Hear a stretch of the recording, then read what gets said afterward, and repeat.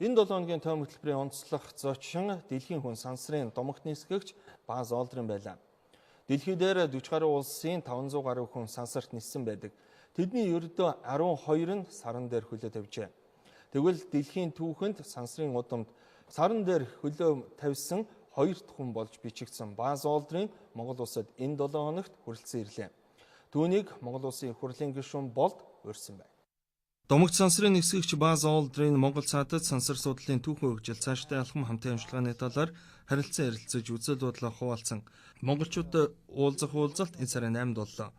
Монголд сансрын төв байгуулах улмаар Монгол хүн дахин сансарт нисгэгч төлөвлөгөөний эхлэл байхыг үгүйсэхгүй энэ үйл явдал яхаарахгүй 7 хоногийн онцлог үйл явдал байсан юм.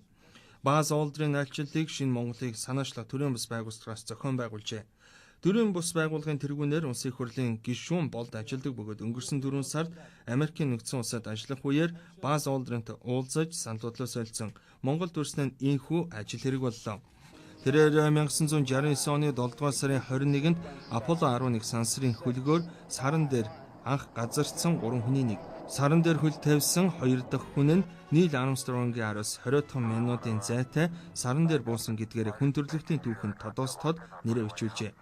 Тэд саран дээрээс 20 гаруй килограмм сарны чулууг судалгаа шинжилгээнд зориулан түүсэн байдаг. Сансар судлалын салбарт томоохон хувь нэмрээ оруулсан ил эрхэм Монгол улсад айлчилсан нь олонний талархлыг хүлээж байсан юм а.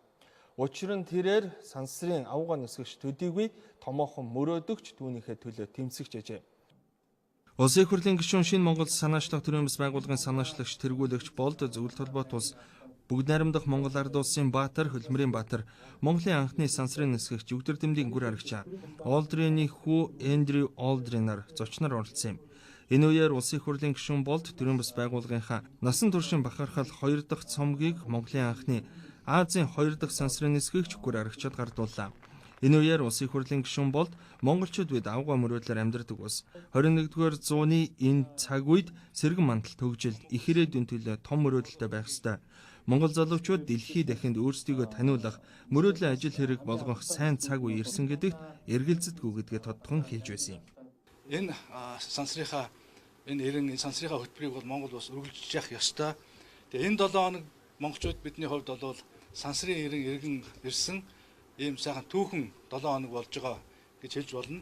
Ягаад гэвэл дөнгөж 4 өдрийн өмнө 6 сарын 4-нд Америк нэгдсэн улсын Флоридагаас Falcon 9 гэдэг хөлгөөр Монголын анхны хиймэл дагуул окторгуу сансарт болох өөрсөн. Ингээ монголчууд бид дахиж сансарт мөрөө үлдээж байгаа шүү. Манай гариг дээр 7 тэр бом хүн амьдарч байгаагийн 12 хүн саран дээр мөрөө гаргасан байдаг. Түүний 2 дахь хүн Улаанбаатар хотод та бидэнтэй уулзаж байна. Хүн төрлөختөн сансрын үднийг эзэмших их үүстэй олон шин том алхмуудыг хийж байсан. 1957 оны 10 дугаар сарын 4-нд анхны хиймэл дагуулыг хөөргсөн бол 1961 оны 4 дугаар сарын 11-нд хүн анх сансарт ниссэн. 1965 оны 3 дугаар сарын 18-нд хүн анх задгай сансарт гарсан. 1969 оны 7 дугаар сарын 21-нд манай гаригийн төлөөлөл саран дээр буусан юм а. Хүн болгонд хүсэл мөрөөдөл байдаг. Хүний хүсэл мөрөөдөл гэж ерөөсөө хязгаар байхгүй. Тэгээ зөв би өөрөө хүсэж мөрөөддгийн зөв сансарт нис үтсэн. Их дэлхийг харсан. Монгол орноо толцсон. Томоохон хүсэл бол саран дээр очихсан гэж боддог. Хязгаарч биелэхгүй гэдгийг би мэдэж байна. Гэхдээ мөрөөдөд мөнгө төлдөг учраас би мөрөөдөж байхад өртөө буруу юм байх.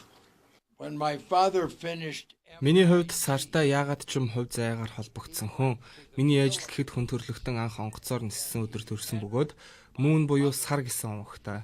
Аав маань дэлхийн 2 дугаар дайны үед агаарын цэргийн командлагчаар ажиллаж байсан. Миний бие Солонгосын иргэний дайны үед агаарын цэргийн хүчинд нисгэгчээр ажиллаж дайсны 2 онгоцыг сониулсан.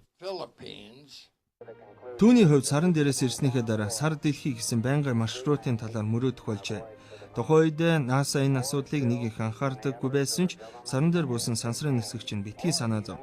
Сар дэлхийн хоёрын хооронд байдаг таталцлын хүчийг тойргоос гадна цаашаа ангараг гариг руу нисэх бүслүүр рүү орох маш том боломж шүү хэмээн хэлжээ. 1985 онд энэ санааг сонссон Баз Олдрин мөрөөдлөө урагшлуулахар шийдэж өдгөө ангараг гаригийг эзлэхэд нэг бүслүүр дээр юу байж болох вэ гэдгийг судалж байгаа юм. Саран дээр сансрын хөлгөө буулгаж цааш ангараг гариг руу нисэх, дамжин өнгөрөх бааз болгох боломж бий гэж боддог хэмээн өөрийнхөө мөрөөдлийг хуваалцжээ. Тэрээр тэнгэр тэмүүлж байхад ямар ч мөрөөдөл том шүү хэмээн сонирхолтой яриагаар уулзалтаа өндөрлүүлсэн байна.